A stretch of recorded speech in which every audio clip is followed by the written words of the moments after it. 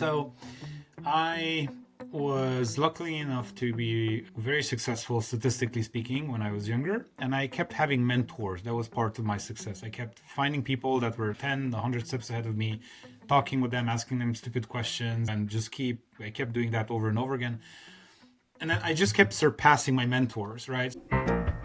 Welcome to another episode of From Startup to Wunderbrand with Nicholas Kuhne. Now, all of you know that I only bring on the very best of guests onto this podcast. And who better than Robert Indries? Now, Robert has got a fantastic new book called Unshackled, The 7 Levels of Business Excellence, which is co-written with the fantastic Aaron Scott Young. So after generating over $1 billion for their clients and themselves, they are finally ready to share all of their insights on how to build self-sustaining, high-performing teams that drive real value and your bottom line. So, Robert, welcome. Thank you so much for having me, Nicholas. So we're going to have a bit of a discussion about this book because I've had a look at the titles, I've gone through some of the content, and man, there's some really good content here I'm going to let you say who the exact market is. But for those of you who've heard Robert on this show before, I'd like you to just go through a quick bit of your background and talk about, you're a serial entrepreneur. You've got 8 or so businesses. Maybe a little bit of your background and some of the businesses that you run, Robert. Sure. Well, my background is in engineering. I'm very geeky. I love building stuff. And one of my first companies was an engineering company. And we've been fortunate. That was, I think, 13 years ago, and since then we've delivered over 200 successful projects in 19 different sectors across 17 different countries. So we're very, very happy, and it's been a wild ride. You're basically part of humanity's move forward into the future, right? Because you're building part of that, and so it's very cool to be a part of that move forward. And that just led me to meet so many amazing individuals. Obviously, it made me wealthy, because like so many projects, so many good people, and so on. I was fortunate enough to pass $1 million by the time I was 25, and then I passed 10 million by the time I was 31. So it's very good to have had all of those experiences. And then I just literally met people on the way, and they would invite me to help grow their business, right? So they would say, hey, I can give you up to 20% or sometimes 50% of the business if you come in, we work together, blah, blah.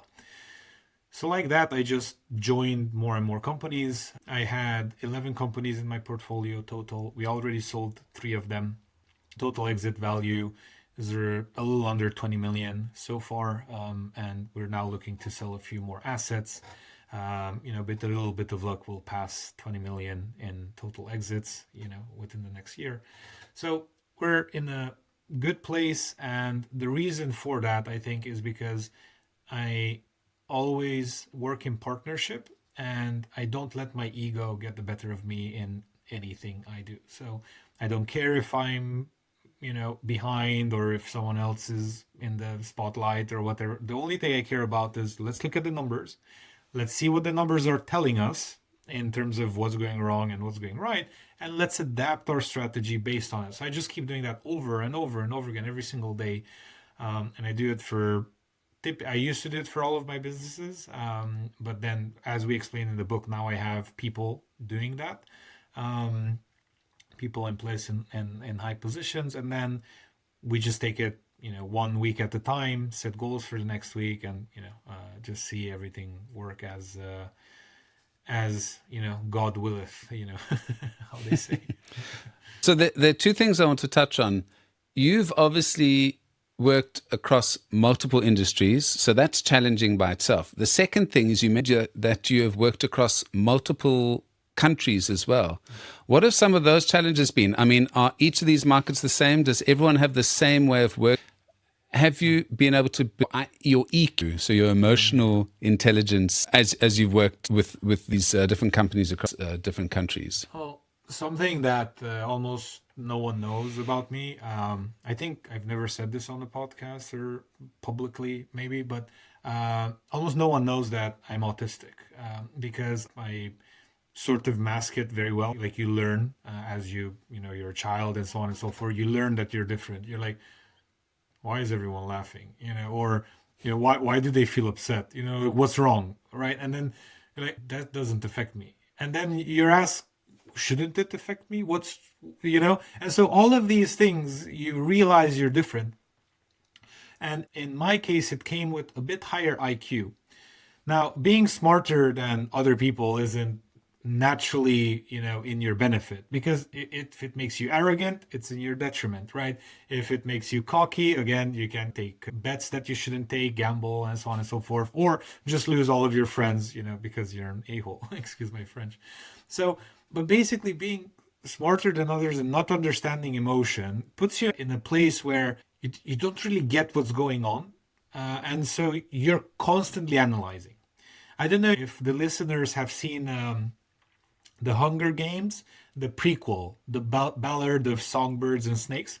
It's a very, very good book. But the guy, I don't know if he's a psychopath or autistic, whatever, but it's clear that he doesn't understand the other people's emotions and he's just looking, right? So that's what every autistic child does when they're young. Like, they don't understand and they're just observing. And so it makes you a better observer of things.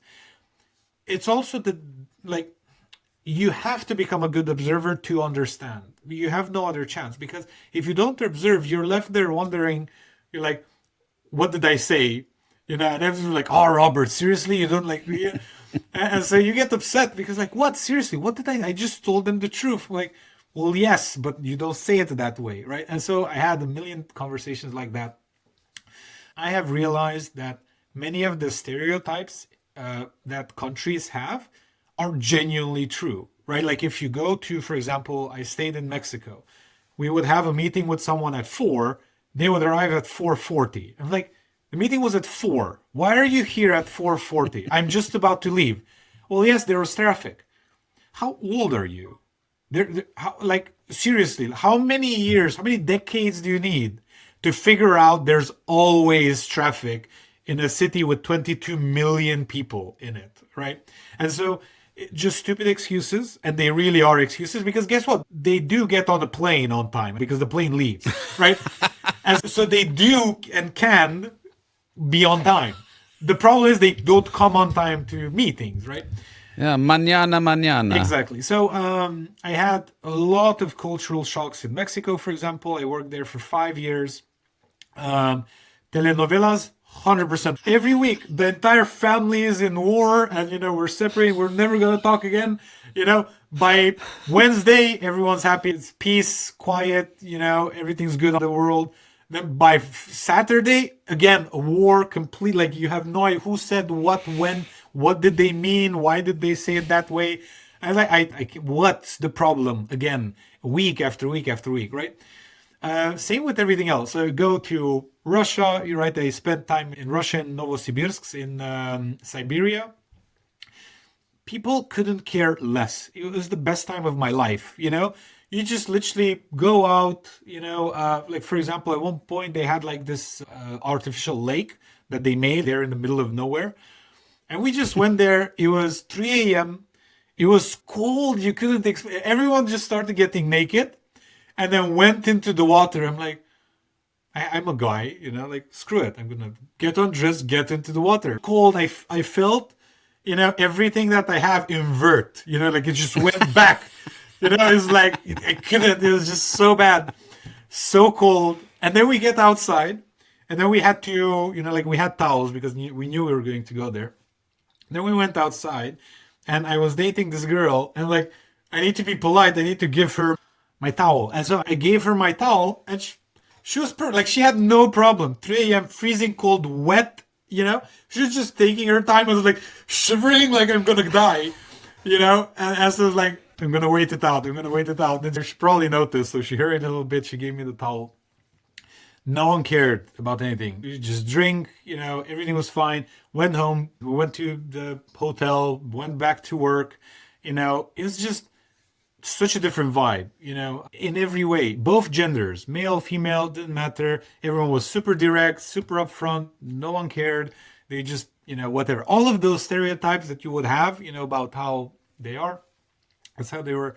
Same in every other country I was. Like go to Italy, keep blah, blah, blah, like you see them moving their hands and everything.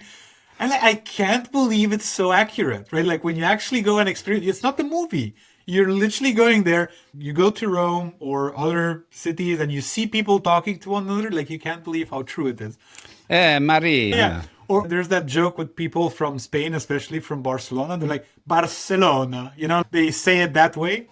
And you literally would see it on the street. Like you would see them speak in that fashion with that, like they would keep adding that. Very different than Mexicans, like different level of Spanish.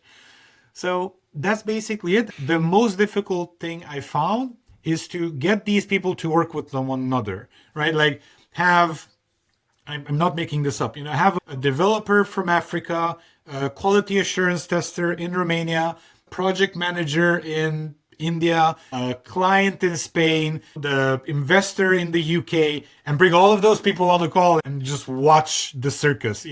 No one gets absolute circus. Crazy, and this is the reality of a global economy. So this is what's really going on in these companies when you work multiculturally and so on, because you hire the best talent. It doesn't matter where they're from, and it really. At one point, you're like, I really hope this goes well, because I don't know how this is going to go. But you pass through it, you go through culture shocks, you go through all of that. We did have a Russian at one point in one of our companies. I kid you not, the Russian was yelling at us. Like we were telling him what to do, and he was yelling at us, like why he couldn't do it. I'm like, okay, can't you say it nicely? What's the problem? It's like, why are you yelling, Because everyone else was scared. That's similar to the Dutch. I had a Dutch boss, and he was so straightforward. I was so offended about how he spoke to me, because he didn't. In English, we walk around the bush. Yeah. So we beat around the bush. Yeah. I don't feel that this project was done in the best possible way. I believe that he's like, this was shit. Yeah. Why did you do such a bad job? This was terrible. I was so offended. And again, you talk about this multicultural thing. There's no right way of doing things. We have our mindset from where we are. When you work in India, people typically don't give you a straight answer. They don't want to offend you. They don't want to look stupid. So they rather just don't say anything. Or they're even worse than the English. They'll beat even they won't beat around the bush, they'll beat around the jungle, basically. So you've got to be able to understand all of these different mindsets and realize that your paradigm, your way of doing business is not the only way of doing business. That for me has been the most difficult thing to get my mind around. And I work a lot in Nigeria. So the majority of my business is in Nigeria. Love Nigeria, love the people, love the food. But man, it is a difficult environment and difficult to work with these guys. But you have to adjust to the way they operate and not try and take how you work and say, this is how you're going to work. It's going to make everyone miserable. Yeah.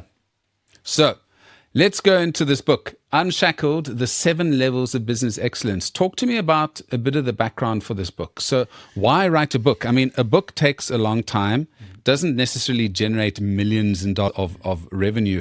What is the point of this book?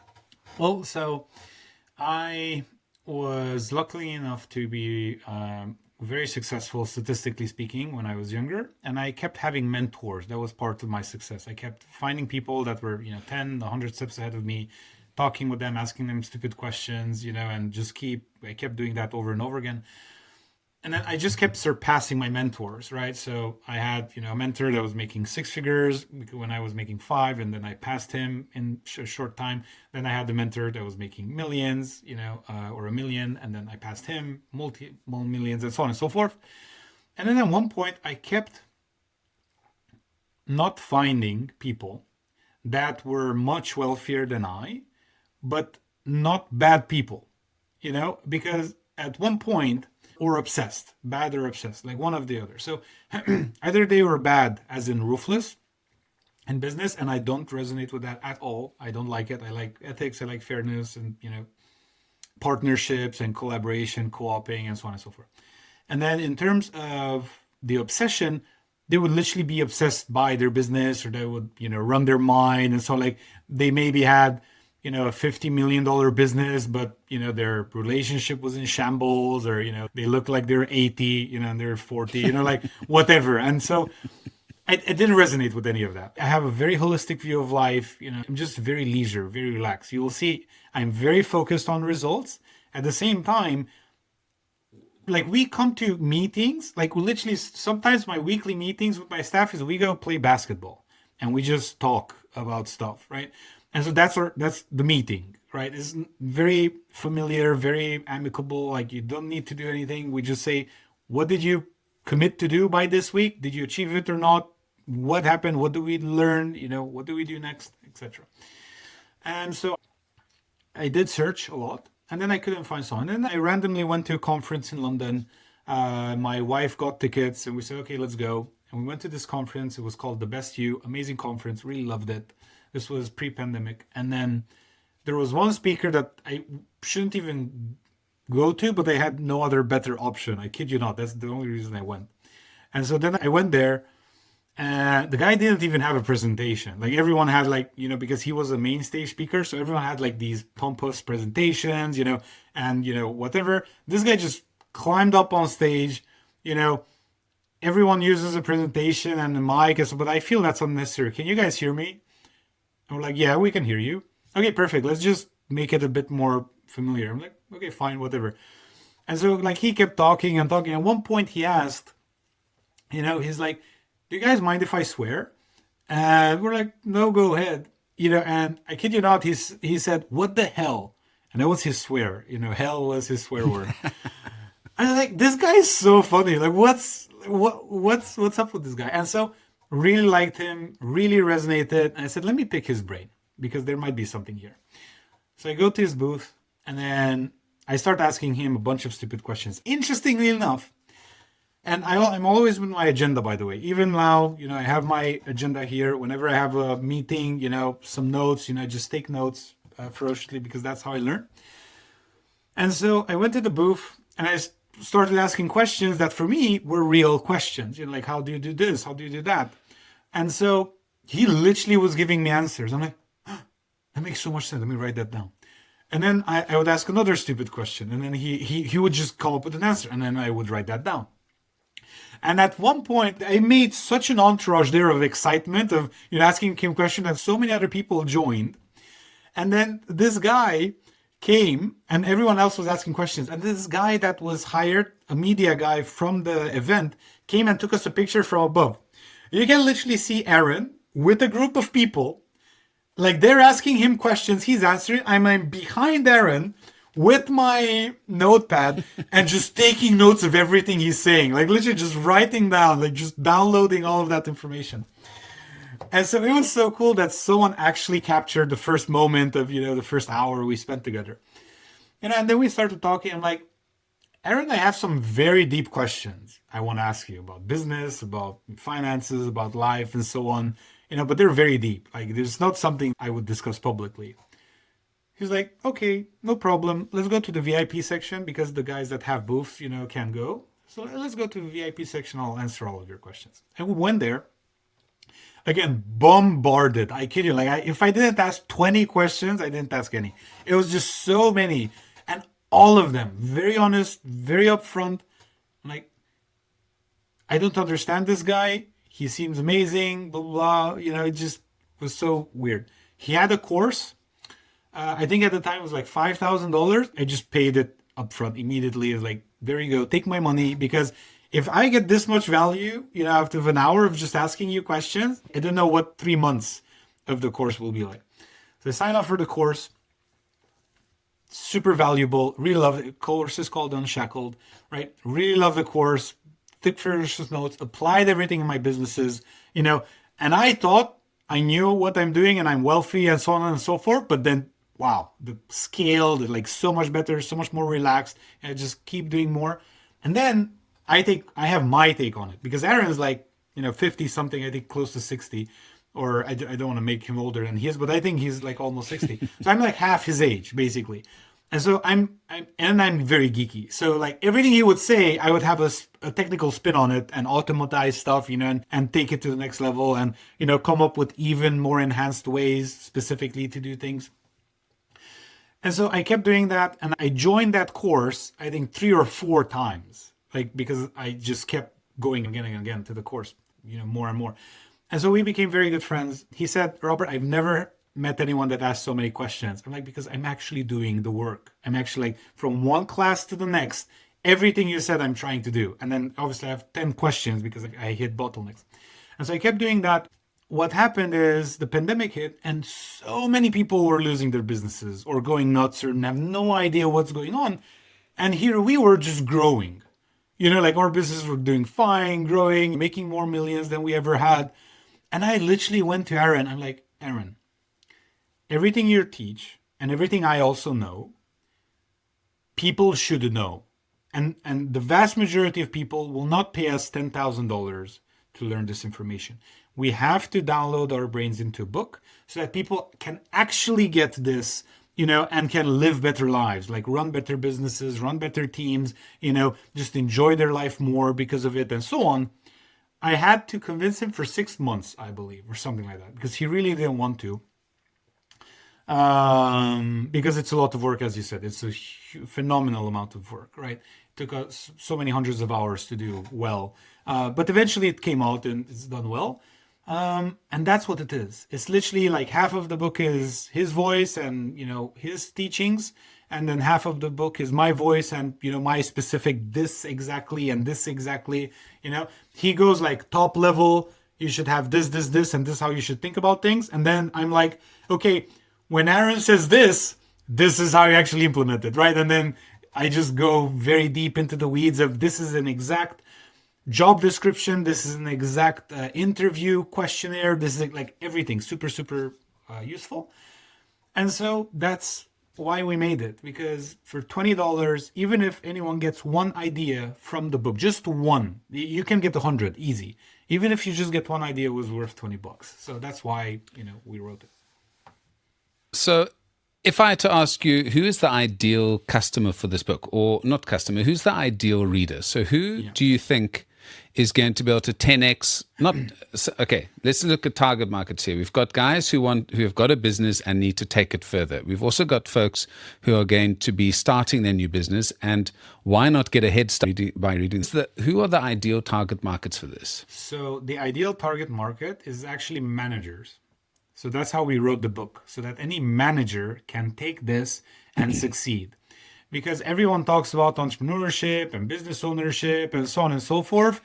And I believe it's incredibly overrated. Incredibly. Like there are so many stats done that actually the wealthiest people on the planet and the people that are most likely to become millionaires are the guys, that have jobs and, just are very good in their careers and so on, teachers, accountants, whatever. Like I don't know the stats, but like literally just people that work, save money, are good with their finances and so on and so forth.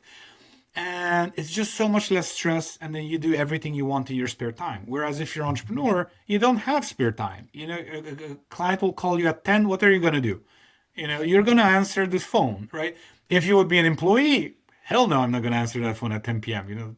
I'm just going to spend time with my wife or whatever, and tomorrow morning at 8 I'll call them back, right? That's how you think. That's a very different mentality than an entrepreneur. So entrepreneurship is very overrated, I believe.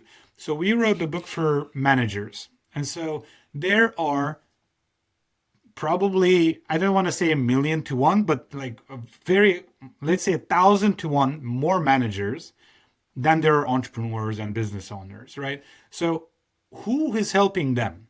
Who's helping them set the vision for their team? Who's helping them coordinate their team? Who is helping them making sure that there's a good culture? Who's helping them reach their goals, right? And so on and so forth.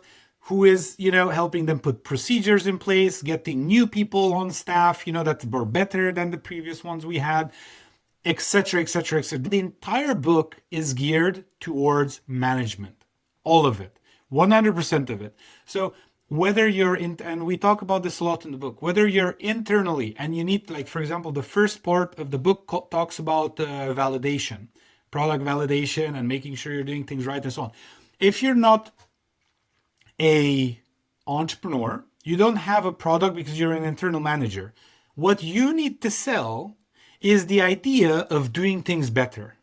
And that's what you need to sell. That's what you need to validate, one person at a time, and so on and so forth. And so there's an exact parallel, because you always need to sell, you always need to execute, and you always need to then measure, and then you always need to tweak your strategy based on what you've measured. And so all of these concepts any manager can use. So anyone that's in a managerial role working with other people should read the book. I love it. And I think managers are a much maligned class of people. And having been an entrepreneur myself, I can completely agree. If I'd stayed in my first job, I would have made way more money than I have now as an entrepreneur with much more free time. But I love being an entrepreneur at the same time. I'm going to go through a couple of the questions that you answer in this book, which is, one is how to make competition irrelevant. How to protect yourself and your business from liabilities and losses, which obviously is important. How to design and package your products. How to gain clarity on the next steps to reach goals. And I think this comes to KPIs. And as a manager, how do you take yourself to the next level? It's about looking at the business and seeing, and as you mentioned, and I think because you come from an engineering background as well, having a clear goal on what you're trying, what widget you're going to spit out on the other end, and how many, at what price, etc., is very important. How to get people to work well with one another and align to a common goal is probably one of the most complicated aspects of being a manager. And just in one of our classes we've been doing this week, we had an issue where there were differing mindsets in terms of what the goal is. Of what is the goal of our department or our group? Just getting that right is not as easy as people think, because generally, if you've got a good business, you've got a lot of smart people around the table, and all of them want to show that they're the smartest in the room and they've got the best idea. How do you manage that? How do you not alienate other smart people in your group whose idea hasn't been chosen? So I think that's very important. How to get every person in your team to be self-sustainable, how to make use of your financial statements, and very importantly, and I know you take this importantly because of your lovely wife, is how to take your life back into your hands. So making sure that you live according to your vision and highest values. I mean, there's a lot going on in this book. So I think everyone pushes entrepreneurship and running your own business as this big goal. But sometimes the biggest impact we can have is actually work at companies and making those work better and achieve our goals through those organizations. Correct. Yes.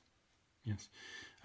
So I come from a background where I never wanted to be an entrepreneur. I always wanted to be an engineer. I always wanted to work for a company. And I tried so many times, and I just kept being let down by these companies, to the point in which I said, just screw it. I'm just going to do my own thing because I can't with you guys, right? And now that I am an entrepreneur, I realize how difficult it is to tailor for everyone's goals and everyone's needs and so on. Like, just today, I talked with someone, and, they're literally telling me about, how they're not feeling that their work is fulfilling them anymore, right? Whereas when they got hired, they're incredibly, like, oh my God, yes, I want to do this and so on. And, they did, like, they succeeded and it was great, right? And they still are, but like, I don't know if my work is fulfilling anymore. I'm like, okay, what else do you want to do? And like, that's the problem. I have no idea. I don't know what to do, right? And so now you're put in the place of, how am I supposed to know?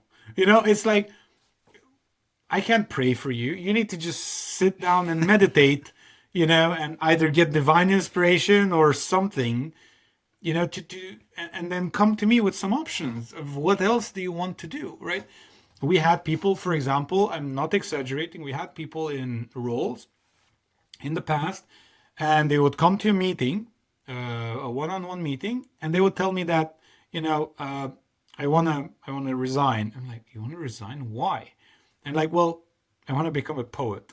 I'm like, okay, what do you say to that? Like, you can't say like, no, that's a stupid career choice. What are you talking about? Why would you do that to yourself? Obviously you can't say that. Maybe they'll become the best poet of our century. You don't know, right? And so you're like, okay, go, fine. Like, what are you gonna do? Like, you shouldn't convince them to stay. I mean, they want to be a poet. Like, why would you? This has nothing to do with your business, nothing at all. If they would have said, I want to be a marketing person instead of an engineer. Okay, fine, I can find your marketing role, no problem. Or I want to do sales instead, something. You can find them another role. Move them to a different seat on the bus and then see them shine if they shine, or move them somewhere else after if they don't. But if they want to become a poet, you can't do anything. You just move on, right? And we had so many people. One of them became a chef. He said, I want to become a cook, a chef. I love cooking and I just want a chef. And they were a salesperson. Had nothing to do with cooking, right? And so they just became a chef. And now they're a chef. They really are a chef. I don't know if the poet actually became a poet. I didn't check, but the chef did become a chef. I keep in touch with them. And so on. Like, so all of these things happen. And you're in a place where you really are confused about, are you doing well by these people? So because at one, like, imagine we have over 100 staff across all of our businesses and across 14 different time zones. So how do you manage that?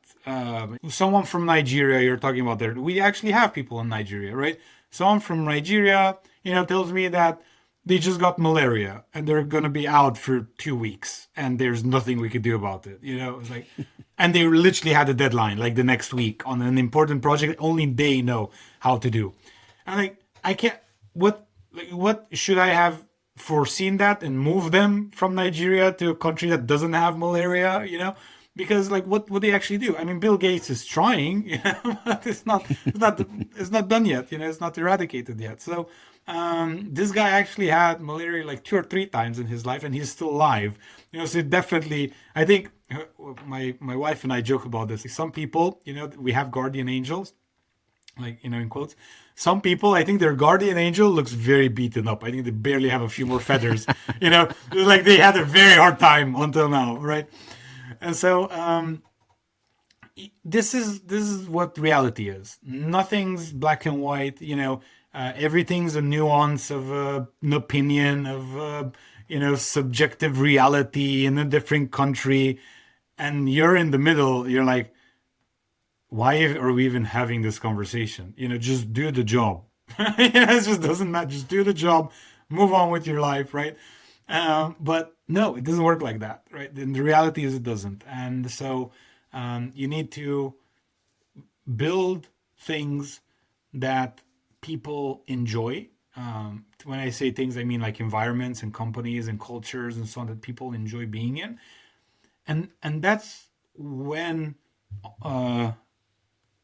let's say, employeeship shines, because those employees that enjoy, like you, they enjoy their colleagues, they enjoy their work and so on, they're so happy. Like, they're so happy. Like, we had one of the people that we've worked with. I'll tell you 2 stories. One of the people started off as a marketing assistant. Like, they were literally just creating reports. Then they became a marketing manager. Then they became chief of operations. And now they're running the entire company, general manager. This was across like 3 or 4 years. And in that time, they got themselves land. They got themselves a house. They built a house. They got themselves a car. They made another child. They already had one when we hired them. So now they have 2 children, and so on. Like, you literally see them build up their life. Like, they're literally building up all of this wealth, right? Never once an entrepreneur, right? Just making money, you're paying for everything. Like, literally, I look at that house and like, I paid for this. And I lovingly paid for this, lovingly paid for the car, lovingly paid for everything, their work, their effort, right? But then the company's money paid for all of that. And I love it. The same person just told me, Robert, my computer is working very poorly, right? I'm like, well, Black Friday is coming along. Just get yourself a new one. Put it on the tab of the company. Guy loved it. It's like, oh, amazing. Can I do that? Yes, of course. Do it. Go for it. How much is a laptop? $1,000? Go for it. No problem. Right? And so they're happy. Like you as the entrepreneur, when did you ever tell yourself like, oh, my laptop is a bit slow. Let me just buy another one right now. Company money. No, I will work for another 4 years. It's fine. I don't need to change it now. No problem. It's missing two, buttons. That's fine. I didn't use the K either way. Screw it. I'll just say L from now on. Whatever. So very different mental, right? Like when you have an employee, you lovingly give them because like they're giving you, and like this is just an amazing exchange. And so I love that, and I love supporting them. I love being the coach, like asking them all of the stupid questions, like why are we doing this way? And then they explain, I'm like, but what if we do something else at step 4? What if we would do this instead, right? And then they're like, oh, I didn't think about that. Yeah, let's do that. Why not, right? They literally called me like last minute, Robert, do you have 2 minutes? Yes. I'm writing this contract and I don't know how to say this in the contract. I'm like, boom. Oh, that's so obvious. Why didn't I think of that? Okay, thank you. They closed it. They close the call, write it, send it, contracts get signed, move on, right? And so, very, very cool. And this is what you create. If I would have, someone like myself that I could work for, right? And I could basically create my own salary because that's what I'm telling these people. I would never be an entrepreneur because I don't like the, not the responsibility, but the so much generality of everything you need to know and do, right? You need to know HR, you need to know taxes, you need to know law, you need to know conflict management, you need to know everything and be good at all of these things when I only want to maybe write articles, or I only maybe want to do engineering or whatever I love doing. I do, 8 hours a day of that. I wouldn't do anything else, right? Because that's what I love doing most. And so, like, for example, there's this video with Alex Hormozy, and he said, this is my week and this is, what I do and so on. And he said like 2 hours a day I have calls and then the rest I just do my deep work and so on and so forth. I'm like, yeah, that makes so much sense because like I just want to do what I want to do. I don't want to do anything else.